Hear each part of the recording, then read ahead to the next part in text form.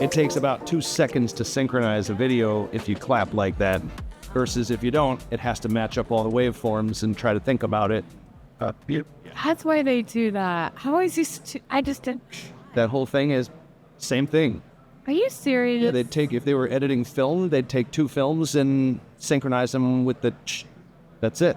Freaking love technology. Did you know they actually need conductors in the middle of orchestras for a similar reason? Because the orchestras have such a delay between hearing one side of the room and the other that if you don't have a conductor, you will quickly have people about a half beat behind. Really? At least a half beat. That would annoy me. Like, that's why the... That's why the conductor is there, yeah. Right. And you're like, oh, look at this guy just waving a stick around. It's like, no, it's actually a big deal. And the Italian word for conductor is maestro or maestra. I'm not sure if I said it right, but I feel like I said it with flair, which is what's important. Flair? That's what counts. That is what counts. But it means teacher. And that's what I like to do, is I like to teach. And I like to sometimes think of myself as a maestro of AppSec. Fantastic. And that's like, so this is the place to be, a maestro of AppSec, obviously. I think it is. You know, I think that while I'm writing my own talks, I don't claim to be an expert, but I do claim to be an expert in the areas that I've had the most pain in my career and the most complicated and difficult problems to solve. I know those inside out, and that's where I like to talk from. So I like to speak from the heart and say, you know, here's some things that I went through in my career that maybe I can help you not have to deal with. My pain, your gain. And so, speaking of speaking, obviously you spoke here. So yes. What was your talk? So I talked about a concept coined by the Google SRE team in 2016 called toil. Okay. And what toil is it's work that is automatable, manual, repetitive, interrupt-driven, and doesn't actually add any enduring value to the process or system that it is being worked on with once the work is done. So myself and my colleague Jennifer Chapesky of Target came and spoke together, and we compared and contrasted the different sorts of toil between the startup world, which is where I have my expertise, and the giant enterprise world, which is where Jennifer has her expertise. And we discovered it's actually the same toil. It's the same stuff. And the process to address it, like the meta process, is the same no matter what type of organization you work at. And we developed and designed this process together and tested it out at our respective organizations. And hey, it worked. So I'm happy about that. That's really neat. And so is this your first time speaking at RSA? This is my first time at RSA at all. First time at RSA and speaking. Wow. That's spectacular. Thank you. Yeah, this is a fabulous conference. Yeah. I'm so grateful to be here. I love sharing my knowledge, and I'll be honest, like, it's a little intimidating to share knowledge with people that have been in this industry for 15, 20 years. But I also think that a fresh perspective really helps, because since I've only been in the industry for about 4.5-ish years, I can see things that seasoned professionals maybe don't see. And especially coming from, fresh eyes, fresh attitude, you know, like still a little bit starry-eyed, like, wow, this is all so amazing. And I really hope to keep that attitude throughout my career. I want to have that sense of wonderment, and I make sure to foster it. Otherwise, I would just get too, like, cynical and whatnot, and I don't want to do that. But yeah, it's been amazing. That's awesome. I hope to someday join you speaking at RSA. Like, yes. Someday that's one of my goals, to eventually speak at this conference. It's interesting. One of the things I didn't expect here, my buddy Malcolm Heath, who I do the podcast with, like he is, I hope he doesn't hate me for it, but he's a bit of a cynicist at times. Malcolm, is true. That's fine. If that's your thing, that's your thing. Absolutely. But he was talking to me about Black Hat and how it has become kind of this mega marketing conference. And when we were there last together, he was like, I think this is it. I'm done. I don't want to go through this marketing stuff. And remember talking to him leading up to this conference thinking, well, like, this was the mega marketing conference. How's that going to be? I bumped into him on the floor yesterday, and he had a big smile on his face. I'm like, what? First of all, what are you doing here?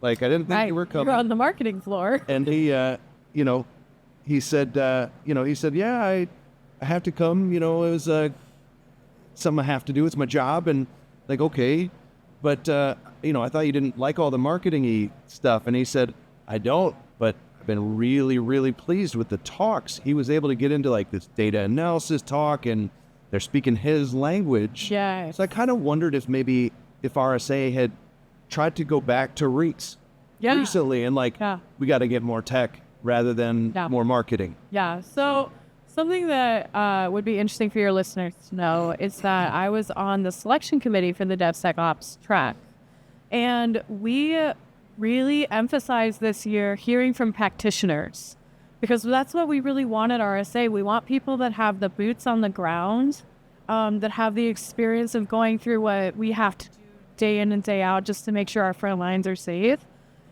And I think that's one of the reasons that I was selected, is because I'm a practitioner, right? I'm an engineer.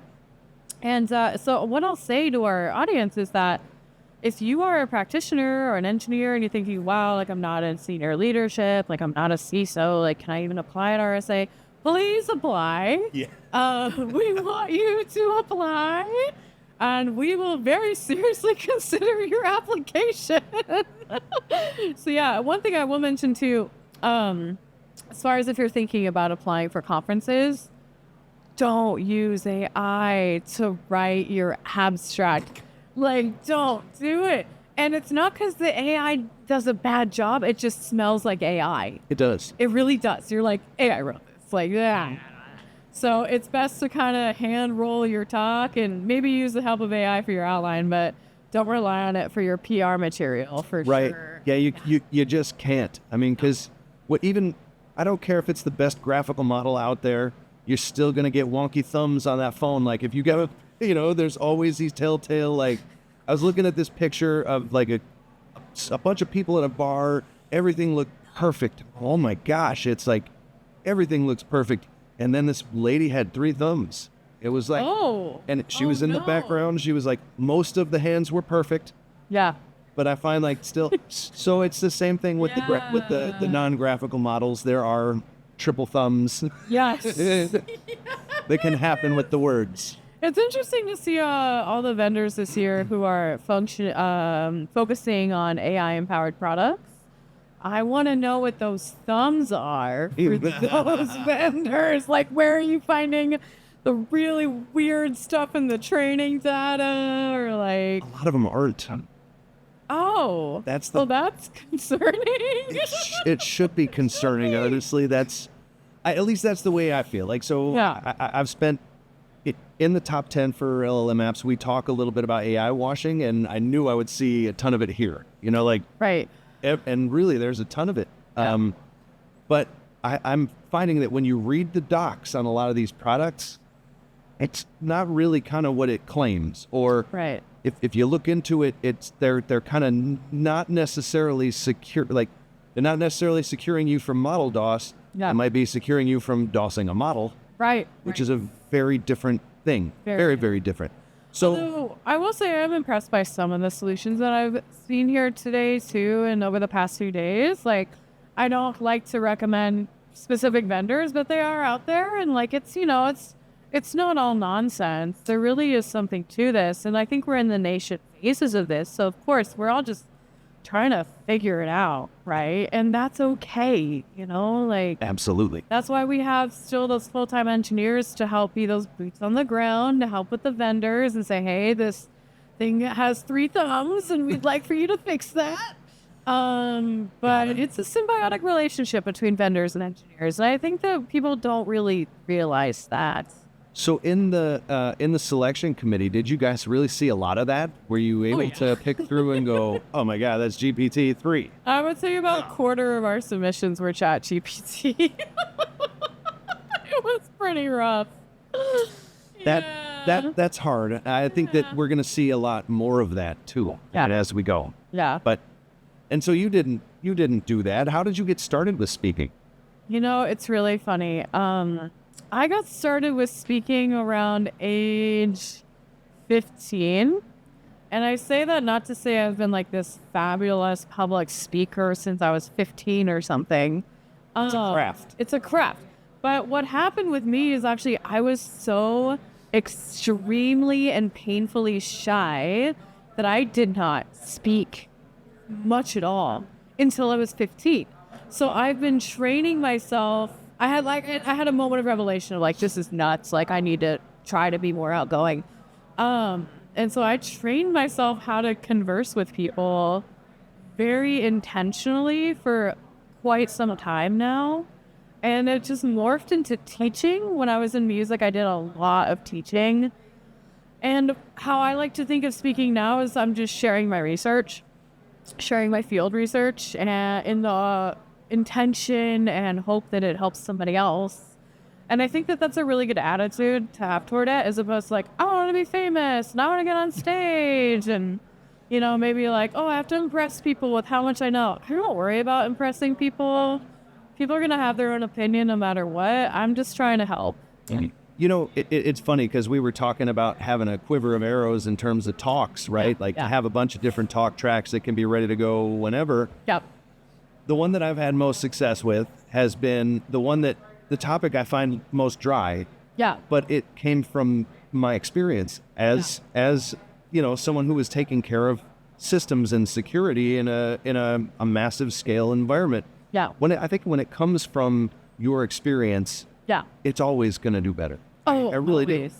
Yeah, I think that another way that you can approach writing talks is write a talk about something you're extraordinarily passionate about. Yes. I'll give you an example. I have a talk submitted right now that I'm still in the process of writing, but it's gotten a good way there. It is a talk about the mycorrhizal relationships between different sections of cybersecurity and what we can learn from how mushrooms help plants talk to each other. And I'm so passionate about nature, and I'm really passionate about mushrooms in particular. I grow gourmet mushrooms, and I'm hoping to sell them at a farmer's market this year. This is fun. Yeah. And I just find the way that nature works, the patterns and sequences that we can see in nature if we pay attention, they can really form some powerful nature helps us, right? Like it really does. And the lessons we can learn from it are very powerful. One thing I'll mention, in the world of mycorrhizal relationships, a little fun fact, trees actually use mushrooms to help them communicate with each other, and they can signal ill health to each other through the root system and the mycorrhizal, like mushroom, like mycelium networks. Yep. And they can start to say, hey, this sapling is really not doing very well. It needs more nutrients. And then they can send the nutrients through the mycorrhizal relationship. So why do I bring that up? So I think that there's really something to learn there about logging and monitoring. Like, I'm not kidding. I get it. Like, just noticing, having your network spread out in such a way that is inspired by nature as opposed to a linear approach. That really helps you just monitor and log better over your attack surface. There's a lot there to explore. Well, it's funny. I was watching my wife and I were watching a documentary on exactly that, on how how mycelium is used by lots of different plants and animals to communicate. It's almost like kind of the World Wide Web we don't know about.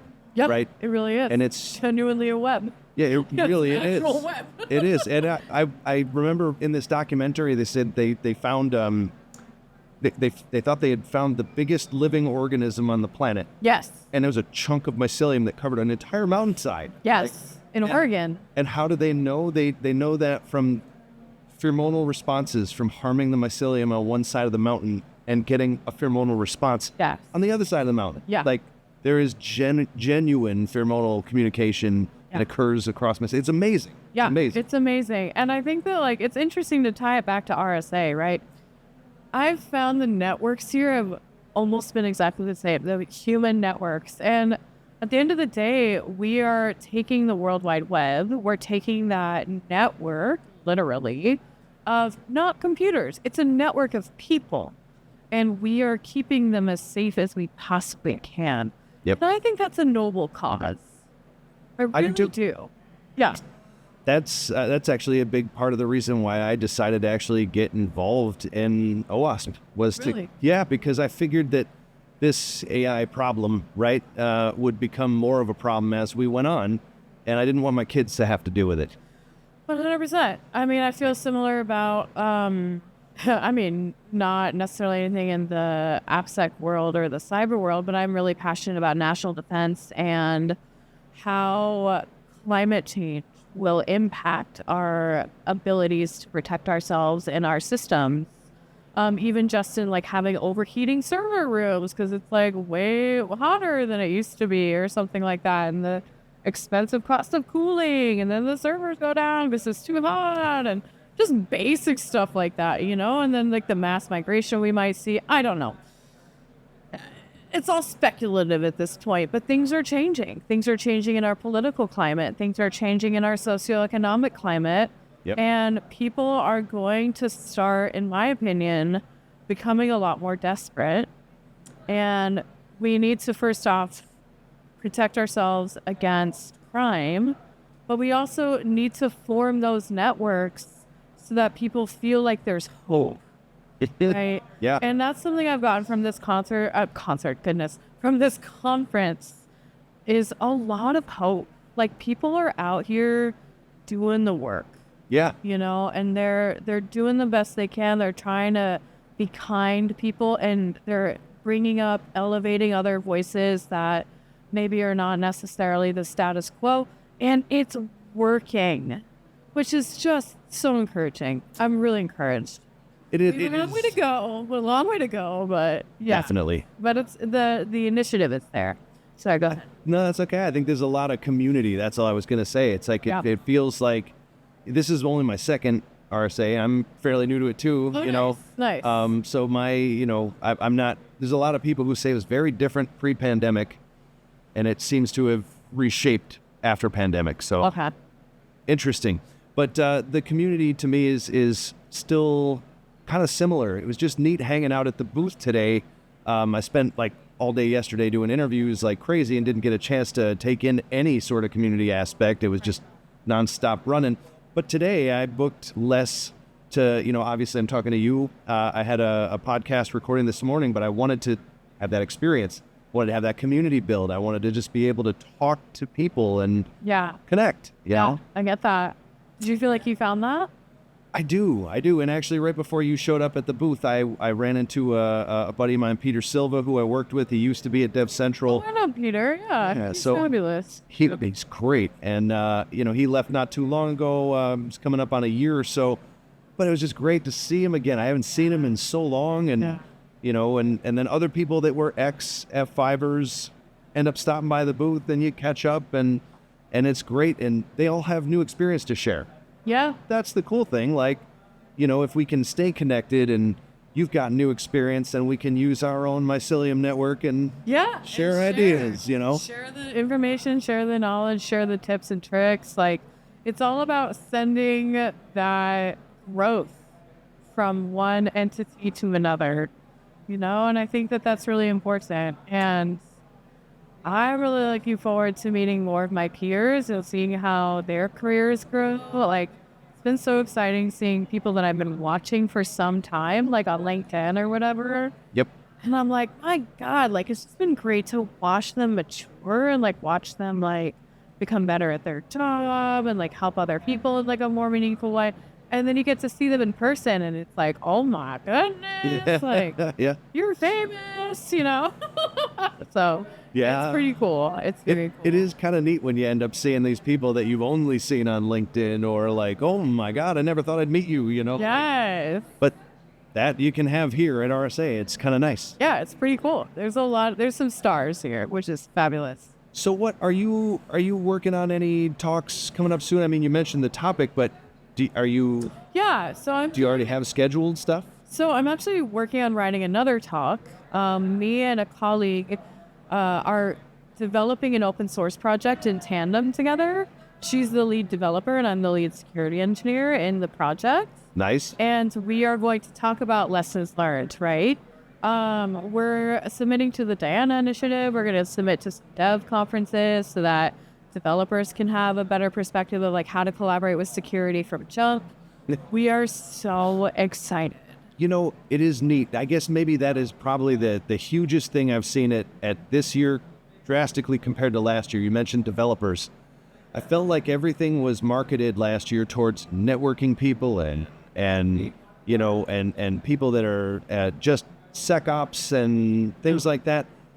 This one seems to be hardcore focused on developers. Yeah. At least that's what I've seen so far. It's like everyone seems to be buying into, we've got to start maybe developing more secure code from the ground up rather than relying on a WAF. I mean, I've worked for a WAF company for a long time, but at some point, got to develop the better code. Well, and what's really important, it's something I'm really passionate about that I'm planning to do more of in the upcoming couple of years, is speaking at developer conferences, not security conferences, like at least not all the time, right? So, because if we're just speaking in a security conference, it's really important to do so, but it can become a bit of an echo chamber. Yes. And if you're not reaching developers where they are, like this isn't going to work.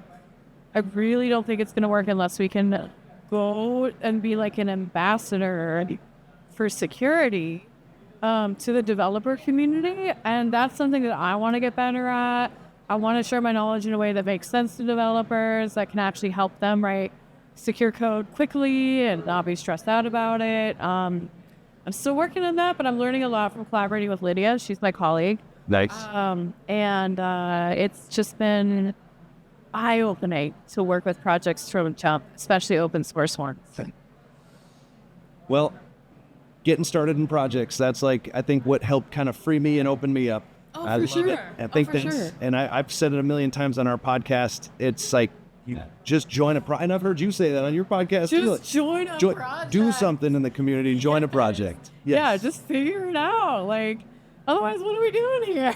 Right? I mean, you're just going to work and making a buck otherwise. It's like nice to give back, and when you give, you receive. At least that's what I've found. No, I mean, it's a symbiotic relationship, right? Like, it's not like give. There's a lot to receive, and you got to just be open to that. Just be open to receiving. And I know it sounds a little woo-woo, but I have dreadlocks. Yes. So that's woo's allowed if dreads. Woo is allowed if you have dreads. That's okay. So I worry we're gonna get booted here. Oh, are we?